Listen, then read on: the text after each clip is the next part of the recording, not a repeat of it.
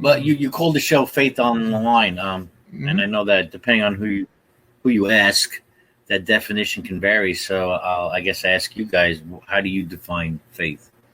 Well, faith was best defined by the New Testament, and faith in the colloquial doesn't really mean the same thing it means in the Jewish Bible. In the Jewish Bible, it just really means trust, bitachon. It doesn't really mean believing in things unseen, but to use a colloquial understanding, to believe and to stand by things that we can't necessarily prove. If we could prove them, faith is no longer required. I also consider myself an optimistic agnostic. If I knew God, I'd be God. But I think it's healthy to have doubt. It's that struggle between what's wrong and what we think is the ideal and is correct that makes us better people, that constant back and forth. To clarify, I mean, your definition of faith is trust and confidence. That's the definition of the word emunah, which really is synonymous with the word bitachon. We have people on different levels on this show. We have people from a Christian background. We have people from a Jewish background. The notion of faith on the line is really the colloquial understanding, not the biblical understanding. But either way is fine. We do teach religion from a different perspective. Many people come here with preconceived notions and they think that we're a traditional Jewish or a traditional Christian. I mean, I'm not Christian at all, but a bulk of my audience is. We are rationalists to a certain extent, as much as a religious person can be completely rational. We try to stick to source material. It means we believe in a hierarchy. Just to believe in a hierarchy in our religion takes faith. I think faith is a good thing, but too much faith is a bad thing. I don't think God expects the Jewish people or his followers to believe in much. He expects us to do much, to ultimately emulate him. The best example of decency and morality is we have to judge biblical characters at the time they lived and not by today's standards. Biblical characters, I'm not necessarily talking about God's character. I just want to say, Asher, that I really enjoy your show. I actually was so happy that I was able to tune in tonight.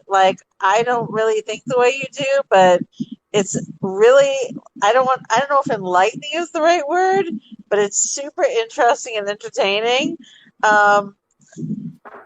You're just fascinating. It's super interesting. And the people that come on here and ask you questions and are part of the conversation, I think that they are super interesting and super important part of the conversation. And I'm just glad you have this forum.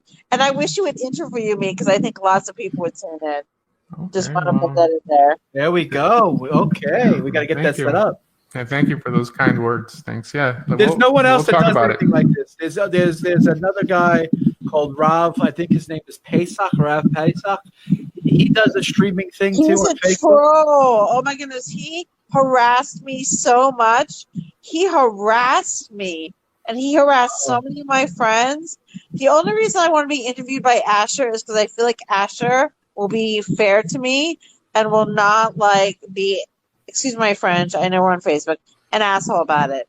I've been avoiding sharing my story, but I want to share my story with somebody who's not going to be a jerk about it.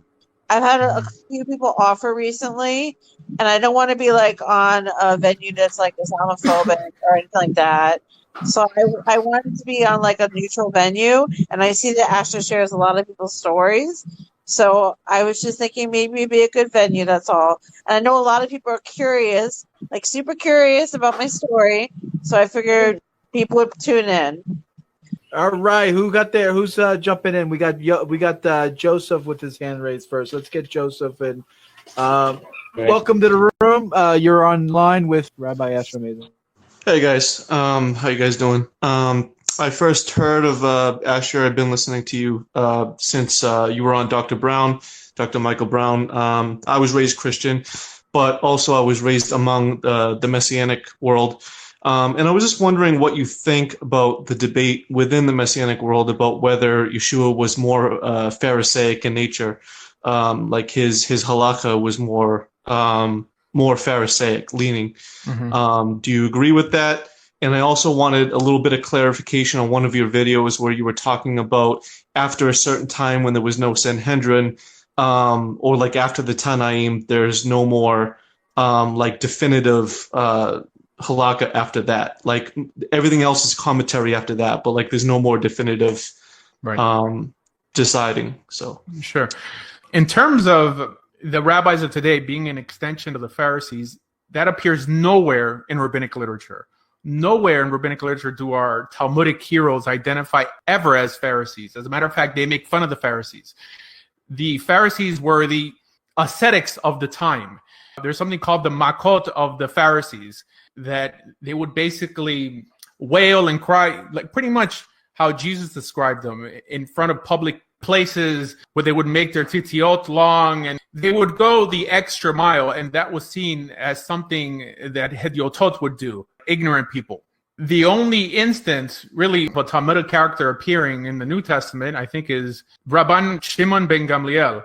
That's the only individual, and I think that leads people to think that there's some tie between the rabbis of the Talmud and Pharisaic Judaism. As a matter of fact, there's a statement that Birkat HaMinim, the blessing that they would say against heretics, was first developed against Pharisees.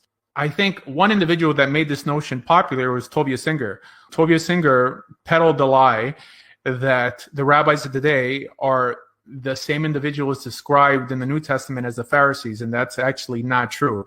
The Sadducees also believed in rabbinic Judaism. That's another misconception. What they didn't believe in was what is known as the legends of the fathers, or the sayings of the fathers, and it appears like this. I think in the New Testament, as well as Josephus, it's not that they didn't believe in an oral law, because even the Talmud describes them sitting on the Sanhedrin, and to the point that they even had their own Sanhedrin. A consensus on ceremonial law they had and they believed in. What they didn't believe in is what we call today folklore and legend, midrash and agadah, basically extracting laws out of legends instead out of scripture. I see no connection with Talmudic Judaism and Pharisaic Judaism, which really wouldn't make me think that Jesus would align with the Pharisees just because he was against the Sadducees. The Talmud says that there were 7 different groups of Pharisees. It wasn't a monolithic understanding of anything. But yes, they did exist. Outside the New Testament, we have Josephus describing at least the Essenes, the Sadducees, and the Pharisees. There were many other groups that, because they're not mentioned by historians, don't exist for us today in our knowledge of Second Temple Judaism. I don't know why anyone would align Jesus with the Pharisees. People think that the rabbis, by definition, were Pharisees, and that's a misconception. Rabbis back then are equivalent to lawyers today, politicians and senators today. They were dealing with a nation that had secular law, civil law within it. Now, those who would adjudicate those laws were judges. Shoftim. Title rabbi is a much later notion. The notion of Rav is really what a teacher was in Babylonian times. Rabban is probably the closest thing. Also Rebbe. I don't even like that word rabbi being used. The proper word is shofet, a judge, because that's the biblical word. Was Jesus in cahoots with some of the judges? I mean, Nicodemus was for sure a judge. It seems that some of the individuals who sat on the Sanhedrin were on the side of Jesus to a certain extent. I don't think it identifies any of them with Pharisees, with the exception of Paul, who identifies himself as a Pharisee. I don't know if that answers your question here. No, that's extremely helpful. I mean, if there was that blessing against the heretics, that would pretty much rule them out, or other things like that. I mean, the description of the Pharisees, the 7 types, like most of them are good, right? And no, like not good, bad. As a matter of fact, another attack on them was that they were known for keeping temple purity laws when there was no reason to keep it. They delved in what's called humrot, just stringencies for the sake of just being stringent. I don't think there's any positiveness regarding the Pharisees in the Talmud. I hear you. Just real quick, but I don't want to hold you up because I'm sure there's other people. But because what I'm really trying to get is how did the Tanaim or the Chazal get, how did they rise to become deciders? They came directly from the Sanhedrin, or were they just like separated from that by that time after the destruction of the temple? In terms of Tanaim, the first Tana is Rabbi Shimon HaTzadik, but it doesn't matter what the title was. A Tana was someone who recited told by memory, just like Amoraim were people who recited the words of the Tanaim by memory. But there were people who weren't Tanaim who also had smicha, who also sat in the Sanhedrin. I mean, Hillel is not considered one of the Tanaim, nor was Shemaiah the Avtalion. So those titles really mean nothing. I mean, Ezra was part of the Anshe Knesset HaGedolah, and he's not considered a Tana, but the understanding is that he also had smicha.